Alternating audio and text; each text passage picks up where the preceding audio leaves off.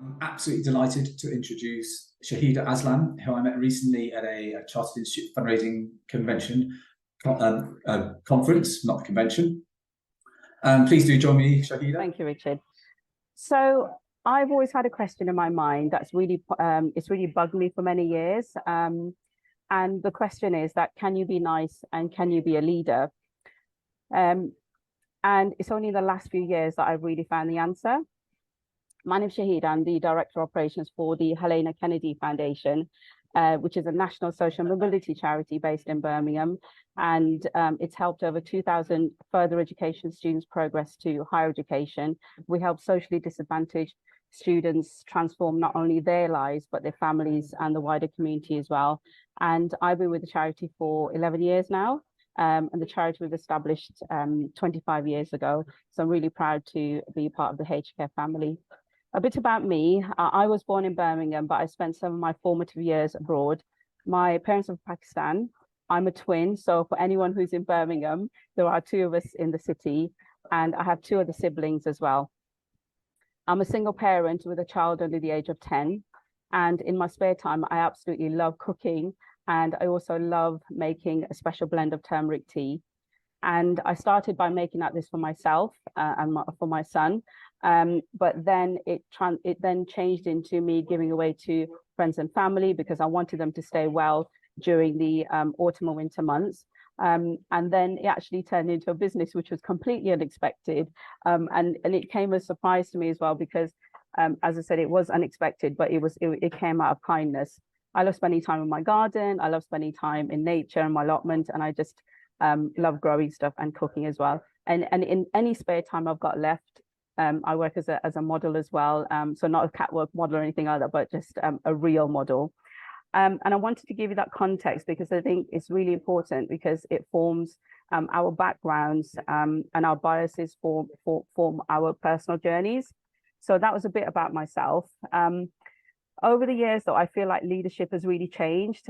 When I was at university and I was fresh out and I was doing several jobs, I found that with managers, you always knew who they were. They always had the authoritarian style, and it was always known that they were in power. But I think today things are really different now. We live in an age now where leaders are not only expected to be managers, but they're expected to be empathetic. They're expected to be compassionate and also nice as well, but still make difficult decisions. And I always thought that you can't be nice and be a leader. And that's why I never thought of myself as a leader. And the notion of being nice as a leader seems incongruent because, you know, the traditional views are that you're assertive, you're competitive and ruthless. But in my experience at HKF, I found that you can be nice and be a leader. And they're not mutually exclusive, but they can complement each other. So in my experience, I have found that you can be nice and you can be a leader as well. But it doesn't equate to being weak at all. In fact, a leader who's empathetic and respectful can make difficult decisions without having to be cruel and authoritative as well. And I wanted to look at 3 qualities of what it means to be nice in the concept of being a leader. Firstly, gratitude. It's really quite crucial that we appreciate the efforts of our team members, colleagues and supporters. And I found that because I treat people with kindness, I'm able to pull in free stuff, products and services, all within reason. And if you're nice to people, I find that genuinely people are nice to you as well. And in this sector, in the charity sector, third sector, we rely on a lot of goodwill. Even though we pay our staff, I find that they still go beyond the call of duty. Our volunteers, donors, supporters, fundraisers, trustees, it's really important that we show them gratitude, but it's genuine as well, because it not only strengthens our relationships, but it also fosters a positive working environment. And when we express gratitude, we acknowledge the contribution of others for them to continue their great work. And a simple thank you goes a long way, but it has to be genuine. And we've all seen it where someone says thank you and it doesn't really mean it and it's quite false. At the charity, though, what I didn't say at the start was that we're classed as a small charity, and there's just myself, who I work full time, and then we have another member of staff who used to be part time, is now full time. So and we support around about 80 bursaries 1 year. So at any given time, it'll be about 240 because we've got 3 years, lots of students. So at the charity, despite how busy we are, I'm really old school. So I do this by arranging meetings with them and phone calls, and I prefer to talk. One of these examples is that we obviously give bursaries to college students, and I keep in touch with them because I want to see what else I can do. And it's just through kindness, you know, how can I help them? But what's happened in the last few years is that it's actually it resulted in us securing a large amount of funds. And when I say large, it's substantial to us. It was over £100,000. And all that happened was I kept in touch with them because I want to see how else I can help them. And it's just lovely that it's come back to us. Another quality of being a great leader is to be intentional, which involves being empathetic and an active listener. And we as leaders should try and listen to our staff and the needs and concerns. And because also by being good listeners, we can create a sense of belonging and loyalty among our teams. But again, it needs to be done in a genuine way. And as leaders, sometimes we do have to things that are quite difficult to say. I found my way of doing this, and I'm sure there's a technical term for this, but I call it the sandwich. I always picture a cheese sandwich about this, but the way I found it is that, and I had to do this recently where I had to give some feedback to somebody. So I arranged a meeting with this person, and I genuinely thought of all the great things that they've done, and gave them the feedback. But then I came onto the thing that wasn't very pleasant, and I said to them that it's coming from a place of love and concern, and I do use the word love in the place of work, because I explained to them that it's better that they hear it from someone like me who genuinely cares about them rather than someone who doesn't. So I gave them the feedback, and then I finished off by, again, sharing with them something about how amazing they are, so that they go away with feeling good, but also the feedback, and it's come from a critical friend. The next one is being conscientious in leadership. And I know this is a really big subject, but to me, being a conscientious leader is being fully aware of your actions and understanding the importance of the impact of our decisions on people. To me, conscious beings means that to me, I want to make the world a better place. And I didn't actually know what I wanted to do as a job, but what I did know was that I wanted to help people and help make the world a better place. And I'm grateful that I can do that in my workplace through HKF. It really is a joy. I find it really joyful place to work. And to be honest, a lot of people don't actually, my friends and family don't think I should do any work because it never seems like work to me. Other benefits of being a nice leader are that they tend to treat everyone with respect, regardless of their position or status within the organization. And because of that, it creates a culture of diversity and inclusivity. And they tend to be excellent communicators as well. They listen actively and provide constructive feedback and foster open dialogue. And they tend to be humble, so they acknowledge their mistakes and learn from their mistakes as well, and learn from others. And retention rates are higher as well. We've all been there where someone has stayed in a job because their managers are great, or they've not stayed in a job because their managers aren't that great. I know in my workplace during difficult times, my superiors have treated me with immense kindness. They also support and mentor their team members as well, and they encourage personal and professional growth, which again is great for the organization. But whilst being nice is nice, it does have its drawbacks as well. Decision making can sometimes be a challenge. Tough decisions do need to be made, but they can be learned. For instance, there are times when a bursary winner has secured a bursary from us, but I've had to go back and tell them that for whatever reason, they're no longer eligible for it. It's also time consuming as well. So the phone calls that I make, the meetings that I arrange, they all take time for me to understand the situation and also understand the person as well. And during a crisis, an emergency, it might actually hinder decision making and problem solving. I know when I've arranged my large scale events, I've had to go and talk to security because they're not letting my photographer through. So I've had to adapt to that and change my hat. And it might not suit all cultures as well. We've seen that film, I can't think of the name, but it's the one where they do the bye-bye style and Michael Douglas is in it. It's a fast-paced environment, so it doesn't really suit everybody. And not everyone likes his style as well, but we can't please everyone. But a balanced approach that considers both the well-being and of the team members is what is the most sustainable way and successful approach to leadership. But in summary, our challenge is as leaders is to be human, and being nice is intentional, but it's not seeking the approval of people or to be liked. It's about consistently acting with ethics and morals and honesty as well, and transparency, and building trust within our teams. Is prioritizing ethical behavior, which enhances the organization. But with the conundrum of being nice, it typically means that the person is pleasant to be around and has good manners, etc. And a nice person is cheerful and well-mannered and says friendly things. But there is a psychology behind it as well, that a kind person who's loving and giving out the goodness of their heart, at the root of that is extreme niceness. But feelings of inadequacy and the need to get approval and validation from others.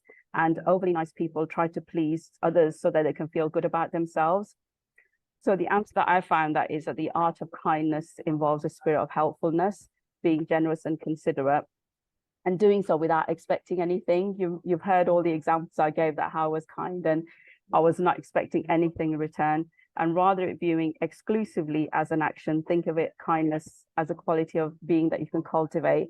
And a lot of us here are very kind. So I would encourage you, please carry on being kind, the kind person you are, and spreading kindness and joy.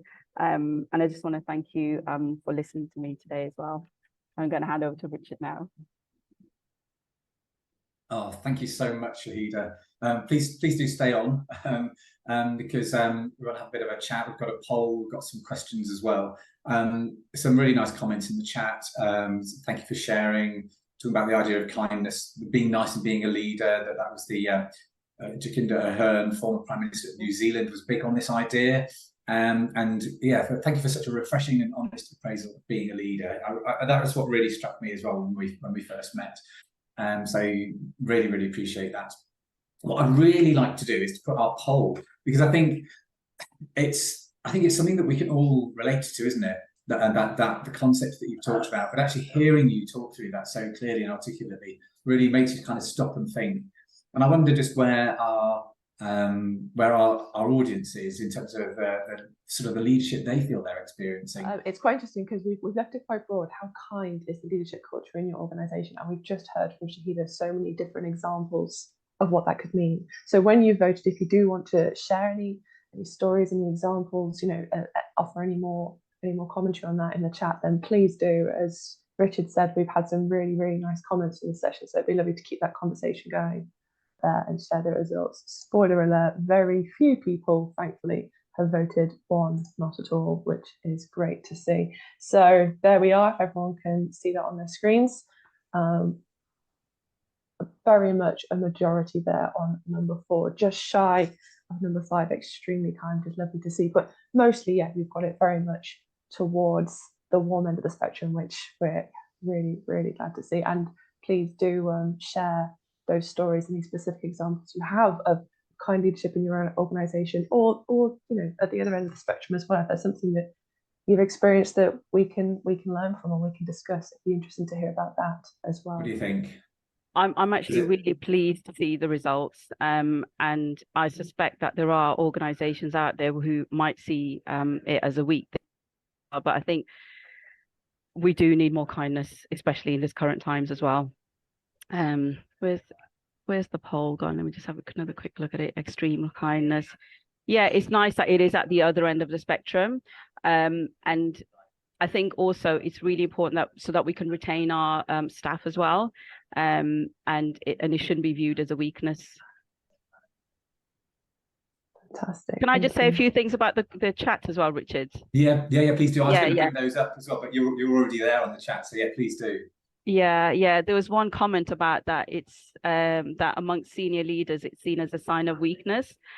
That tells me that these leaders, they really are missing a trick, because eventually it shows that their staff aren't happy, and their staff in time might actually leave. And the way to keep staff is to keep them happy and keep the conversations going. Breath of fresh air. Yeah, and also being authentic. So I wanted to add to what you're saying, Shahida. So as well, when you go to a cafe or a restaurant or a hotel, and you can tell when the staff are unhappy. You can tell when they've not got kind leaders. You can tell from as a customer when actually all is not well. You can pick it up, and actually you kind of go, well, I don't know, I do. I kind of go, I might not go there again. I felt a little bit uncomfortable because these people are clearly very unhappy, and it's kind of, it oozes out into that experience you have as a customer. And the same will happen as a charity. You know, if you're not kind, you know, or no, actually let's turn it the other way around. The kinder and nicer you are to those people who are dealing more directly with supporters all the time, the better experience that supporters will have. I think it's really a really kind of a stark reality. Sorry, do continue on the concept. There's loads coming through, Shahida. It's brilliant. I love that example of what you just said about going to a hotel though, or a food place, because I find that I mean, you heard that I love cooking and I love good food. If I go somewhere and the staff aren't happy, I know that the chef who I was cooking the food, the energy in that food is not going to be good. So as a result, you know, that's why we always love our aunties cooking, or our mums, you know, whoever cooks for us. That's why we're going to go back to them again, because the love has gone into it. So I never go back. If the staff are happy and if there's something wrong with the food, I will still always go back because they've taken care of me and they've made things go right. Yeah, sorry, there's so many comments coming through, but I think it's a really brilliant subject. And not thinking I can be tough enough has swayed my career choices. The other thing I wanted to touch upon, that is, I used to class myself as a really nice person, and I think I've had to learn to be nice, but also make tough decisions as well, because I don't think, I mean, I'm just talking from my personal experience. I don't like sharing unpleasant things. So when I've had to say something that isn't very nice, I've sought advice.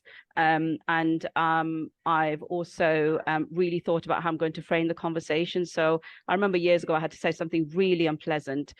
So I asked a coach at the time, and they said, well, think about both scenarios. So what will they, if, I think it was something like, it was something that was affecting other members of staff. And so she said to me, look, think about if this person knows it's an issue, and what are you going to say if they're aware of it or not aware of it. So be prepared, and be prepared for those different conversations. And also just, I think I also go with the intention of that it's coming from a place of love. If I come from a place of like, I really want to get rid of this person, you know, I've had to work with some really difficult people. So I think I personally find it really difficult when the person is difficult, and I've got to say something difficult as well. So I've had to do my research. If necessary, I had outside support as well. So yeah, sorry, I just keep getting distracted with all the comments because I can't keep up. A huge thank you, and I know there'll be people around the world giving their rounds of applauses. I think the one word that I think stands out for me from your presentation this afternoon is love. So thank you so much. Yeah, perfect. Thank you, Richard. Thank you very much. Thank you so much. And if we've got any questions or comments, we'll send them over to you.